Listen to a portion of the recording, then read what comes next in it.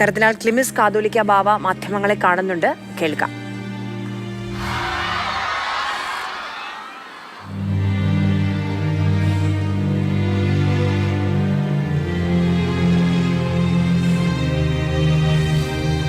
ചില പ്രോട്ടോകോളുകൾ ഫ്രാൻസിസ് മാർപ്പാപ്പ പലപ്പോഴും പ്രകടമാക്കിയിട്ടുണ്ട്. വളരെ ഹൃദയ അദ്ദേഹത്തോടുള്ള സംസാരം, ഇടപെടൽ, അവിടെ മറ്റ് ഫോർമാലിറ്റികളൊക്കെ മാറ്റിവെച്ചാണ് അദ്ദേഹം സംസാരിക്കുക. അദ്ദേഹത്തിന്റെ മുറിയിൽ നിന്ന് പുറത്തിറങ്ങുമ്പോൾ, ഇപ്പോൾ അദ്ദേഹം അടുത്ത കാലത്ത് വീൽ ചെയർ ഉപയോഗിക്കുന്നെങ്കിലും അതിനു മുൻപ് അദ്ദേഹത്തെ കണ്ടിട്ട് മുറിയിൽ നിന്ന് പുറത്തു വരുമ്പോൾ പരിശുദ്ധ പിതാവ് കൂട്ടത്തിൽ വരും.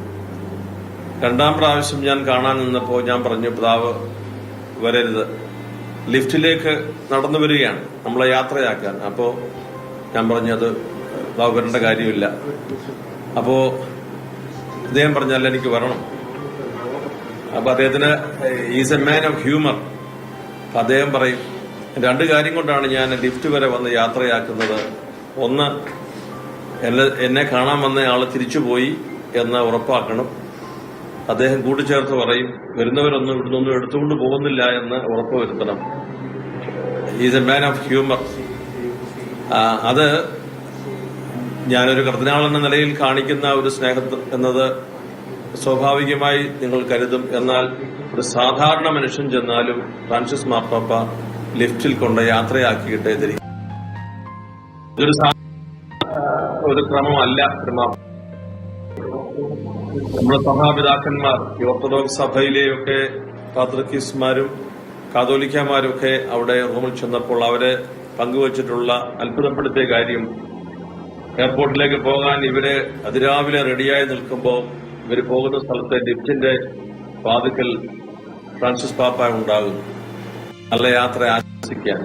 കീഴ്വഴക്കം അങ്ങനെ സാധാരണ അവിടെ ഇല്ല.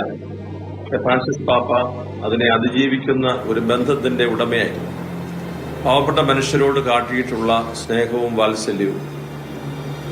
ഞാനൊരു കാര്യം കൂടി പറഞ്ഞ് അവസാനിപ്പിക്കാം. എന്നെ അന്നും ഇന്നും അത്ഭുതപ്പെടുത്തിയിട്ടുള്ള ഒരു കാര്യം, 2013 മാർപ്പാപ്പയായി അദ്ദേഹത്തെ ഞാൻ ഉൾപ്പെടുന്ന ഈ കോൺക്ലേവ് അദ്ദേഹത്തെ തെരഞ്ഞെടുക്കുമ്പോൾ വിനയാന്യതനായി അദ്ദേഹം അത് സ്വീകരിക്കുന്നു.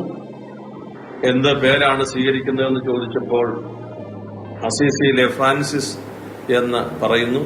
അതിനുശേഷം ജനാൽക്കൽ വന്ന് ലോകത്തെ അഭിസംബോധന ചെയ്യുന്നു.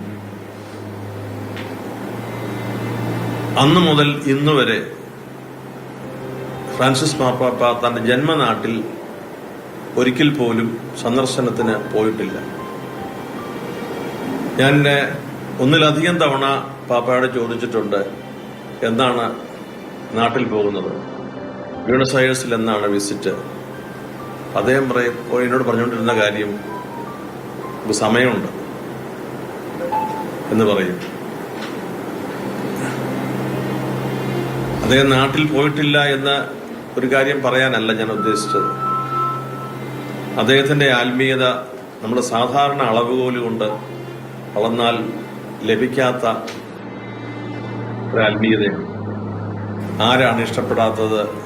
മാർപ്പാപ്പയായതിനു ശേഷം സ്വന്തം നാട്ടിൽ പോയി എല്ലാവരെയും കണ്ട് താൻ താമസിച്ച മുറിയിലൊന്ന് കയറി അവിടെ എന്തെങ്കിലും ഇനി എടുക്കാനുണ്ടോ, അവിടെ വെക്കാനുണ്ടോ എന്നൊന്ന് സാധാരണ ഒരു മാനുഷിക ഒരു ചിന്ത ആർക്കാണ് വരാത്തത്? ഫ്രാൻസിസ് മാർപ്പാപ്പ താൻ ജനിച്ച സ്ഥലത്തേക്ക് അങ്ങനെ ഒരു ഉദ്വേഗമോ ആകാംക്ഷയോ അമിതമായ താല്പര്യമോ പ്രകടിപ്പിച്ച് അദ്ദേഹം പോയിട്ടില്ല. അതെന്നെ ഇപ്പോഴും അദ്ദേഹത്തിന്റെ മരണശേഷം എന്നെ അത്ഭുതപ്പെടുത്തുന്നു.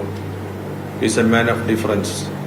വ്യത്യാസങ്ങളുടെ ഒരു ആത്മീയ മനുഷ്യനാണ്. അദ്ദേഹത്തിന്റെ ദേഹവിയോഗത്തിൽ കേരളത്തിലെ കത്തോലിക്ക സഭയുടെ നാമത്തിൽ കേരള കാത്തലിക് ബിഷപ്സ് കൗൺസിൽ ഇതിന്റെ പ്രസിഡന്റ് എന്ന നിലയിൽ സഭയുടെ ഈ നിമിഷങ്ങളിലെ